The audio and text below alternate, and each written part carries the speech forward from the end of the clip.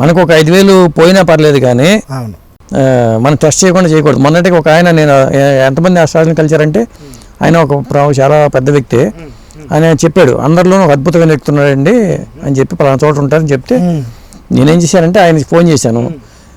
నాతో పాటు మీ ఆవిడ చేత కూడా తీసుకోమా ఇవ్వమన్నాడు. చెప్పాను, ఇద్దరికి డబ్బులు కట్టమన్నాడు. కట్టాను. కట్టిన తర్వాత చెప్పింది ఒకటి నిజం కాదు. ఈయన చాలా గొప్ప వ్యక్తి అని చెప్పాడు. కొన్ని ఫీజు ఆయన 1000 రూపాయల కన్నా లోపే ఉంది, ఫీజు రీజనబుల్ గానే ఉంది. కాకపోతే ఏమన్నాడంటే ఈయన నేను ఉత్తరకాశీ నుంచి ఒకటి తిప్పిస్తానండి, ఎంత తెప్పిస్తాను 35,000 అవుతుందండి, అది తీసుకుంటే ఇక్కడ మీ జీవితం మారిపోద్ది అని చెప్పాడు. ఇక్కడ ఫీజు తక్కువే ఉంది, అది ఎక్కువ ఉంది. కాబట్టి నేను ఎవరైతే చెప్పారో ఇదేంటి పరిస్థితి, మొత్తం అబద్ధాలే చెప్పాడు ఆయన నా గురించి అని చెప్పారు. ఇంకేమక్కర్లే, ఎవరైనా అస్ట్రాలజర్కి నా పేరు కొట్టి చాట్ జీపీటీలోనో లేకపోతే గూగుల్లోనో కొడితే మ్యాక్సిమం వచ్చేస్తుంది. ఈయన ఇన్ని పుస్తకాలు రాశారు, ఈయన రైటర్, హిస్టరీ అంతా వచ్చేస్తుంది వాళ్ళ. మంచిది, కరెక్ట్ అండి, అది కరెక్టే. కానీ అది కూడా చేయలేదు ఆయన. అది తీసుకునేది అదే అన్న ఆయనతో.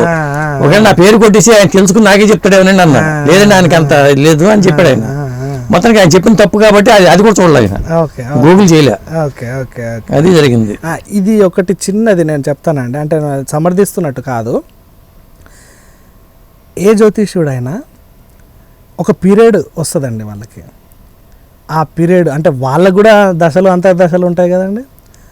ఆ దశలు అంతర్దశలు ఉన్న టైంలో వాళ్ళకి కనుక ఫేవరబుల్గా ఉంటే అండ్ దాంతోపాటు ఈ లైఫ్ స్టైల్ కూడా మ్యాచ్ అవుతే వాళ్ళ ప్రిడిక్షన్స్ కరెక్ట్ అవుతాయండి.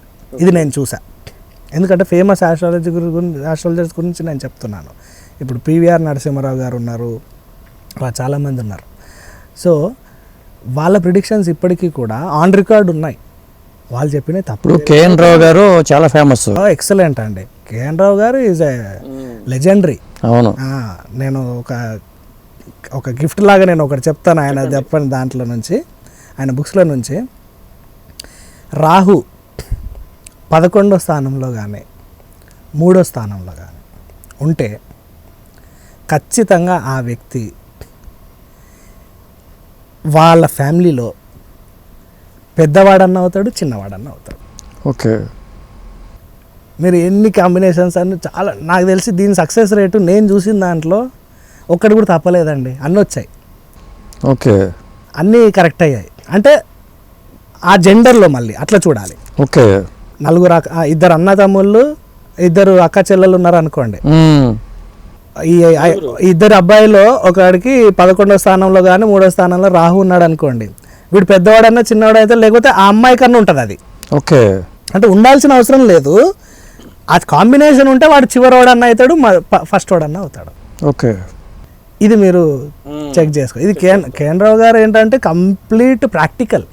ఆయన గొప్ప గొప్ప రీసెర్చ్లు చేశారు. మన తెలుగు అతనే. అవును. చాలా మందికి తెలియదు. మచిలీపట్నమే. సో ఆయన అక్కడ వెళ్ళి సెటిల్ అయ్యాడు కాబట్టి ఆయన అక్కడ అనుకుంటారు. కానీ భీష్మ పితామహుడు అతను మన ఆస్ట్రాలజీకి అసలు చాలా గొప్ప ఆస్ట్రాలజర్. ఆయన పేరు తీసుకోవడమే చాలా. ఆయన రెమెడీస్ కూడా మీరు గమనిస్తే ఆయన ఎప్పుడు కూడా ఇట్లాంటి ఈ రెమెడీస్ చెప్పడండి. విష్ణు సహస్రనామం ఒకటి చదువుకోండి అంటాడు. ఓకే. ఇట్లా చెప్తే ఎవరికైనా నచ్చుతుందా అండి?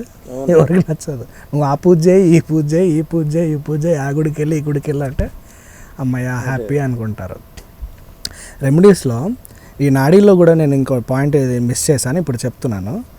మొత్తం పామ్ లీఫ్ రీడింగ్ అయిపోయాక మీకు చాలా నాడీలో రెమెడీస్కి సపరేట్ చాప్టర్ ఉంటుంది. అవును, కాండాలని చెప్తారు వాళ్ళు. కాండాలు ఉంటాయి కదా. సో ఈ 100% ప్రతి నాడీ లీఫ్ రీడర్ మీకు ఈ ఫీజు కాకుండా ఈ రెమెడీస్ కూడా చెప్తారండి. ఖచ్చితంగా ఎండింగ్లో మీకు రీడింగ్ చెప్పాక రెమెడీస్ చెప్తారు.